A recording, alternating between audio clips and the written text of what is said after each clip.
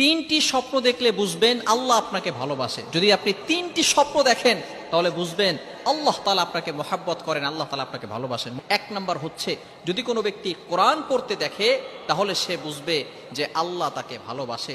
কেননা যে ব্যক্তি কোরআন পড়তে দেখে তাহলে এর ব্যাখ্যা হচ্ছে যে আল্লাহ পাক রব্বুল আলামিন তার মর্যাদা বৃদ্ধি করবেন, আল্লাহ পাক রব্বুল আলামিন তার উপরে রহমত নাজিল করবেন, তার সম্মান, তার স্ট্যাটাস আরো হাই লেভেলের করে দিবেন।